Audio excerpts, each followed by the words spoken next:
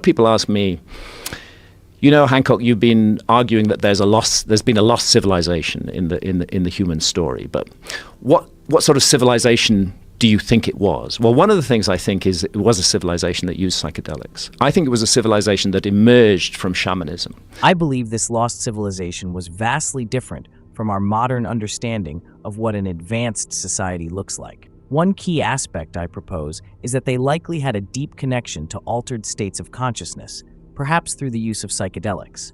I suspect this civilization emerged from shamanistic traditions, cultures where spiritual leaders, shamans, would use mind-altering substances to communicate with the spiritual realm, seek knowledge, and heal.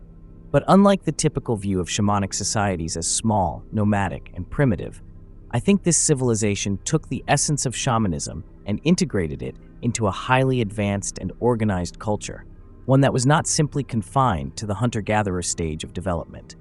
This civilization, in my view, likely developed in ways that are entirely alien to us.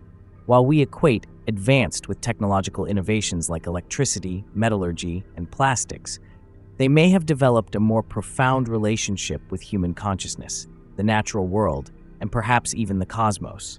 Their advancements may not have left the kind of physical evidence, such as plastic, electronics, or industrial waste, that we associate with technological progress today.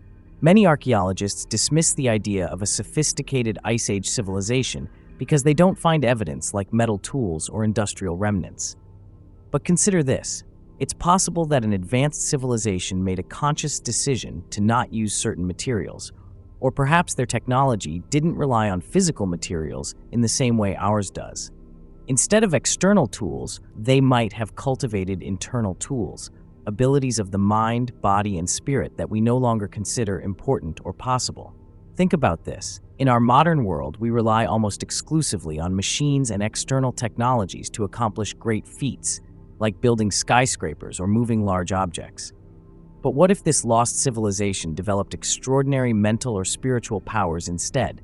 We often hear anecdotal reports of telekinesis, people supposedly able to move objects with their minds, and telepathy, the ability to communicate without speaking. Although modern science largely dismisses these abilities because they don't align with the materialist view of consciousness being strictly a product of the brain, perhaps this ancient civilization viewed the mind as something much more powerful and capable of exerting influence over the physical world. A particularly intriguing example is the construction of the Great Pyramid of Giza. Yeah, this is the thoughts about Egypt, correct? It's about Egypt, yeah. and about other things. I mean, the specific example I give is above the King's Chamber in the Great Pyramid are 5 further chambers. And these chambers are roofed and floored with granite beams that weigh about 70 tons each. And there are hundreds of them. Above the King's Chamber, there are 5 additional chambers, each roofed and floored with granite beams weighing approximately 70 tons. To put that into perspective, a single 70-ton beam weighs as much as about 35 large SUVs. These beams were not only transported from quarries in Aswan, 500 kilometers, over 300 miles away in southern Egypt, but were also lifted to a height of over 350 feet above ground level and placed with incredible precision. Now, think about the sheer challenge of this task. How could ancient builders, without modern cranes or machinery, possibly move these colossal stones such distances and raise them so high? The traditional explanation offered by archaeologists is that ramps were used. However, this theory has significant problems when you look closer. To drag a stone weighing tens of tons up a ramp, the incline can't exceed 10 degrees due to the laws of physics. When you calculate how long such a ramp would need to be to reach 350 feet high, you're looking at a ramp more than a mile long. Such a structure would have been enormous, possibly as large as the pyramid itself, yet there's no evidence of it.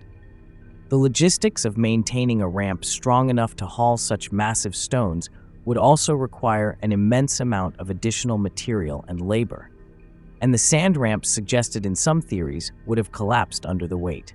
Well, it's pure speculation that they use some sort of a telekinetic power, but it's Pure absolute. speculation. But it's absolute that they did something that we don't understand. If you think about the distance between us and the construction, just the modern accepted construction dates of the Great Pyramid, it's more than 5,000 years ago, or close to 5,000 years ago. Great Pyramid is supposed to be about 4,500 years old, yeah. Perhaps the ancient Egyptians, or a civilization before them, had access to knowledge or abilities that we no longer possess or even understand. Could they have used acoustic levitation? This is a theory that suggests sound waves could be used to lift and move objects. Some researchers have explored this idea by pointing to ancient traditions that describe the use of sound or chanting to move large stones. There are reports from Tibetan monks and even from South American cultures of using vibrations to lift heavy objects. It's also worth considering the possibility of telekinesis. Although this may seem far-fetched, many ancient cultures, including the Egyptians, were deeply focused on spiritual and mental powers. If they had developed techniques to focus the mind in ways we no longer do, perhaps they were capable of manipulating matter in ways that seem impossible to us today. Modern science largely dismisses these ideas because they don't fit into the materialistic framework that dominates today's thinking. Science views consciousness as a product of the brain, localized within the skull, and doesn't recognize the possibility that consciousness might extend beyond the brain, capable of influencing the material world. But what if ancient civilizations had a completely different understanding of consciousness? What if they viewed the mind not as something confined to the body, but as a force that could interact with the physical world in profound ways? In modern times, we dismiss psychic abilities, telepathy, and telekinesis as impossible.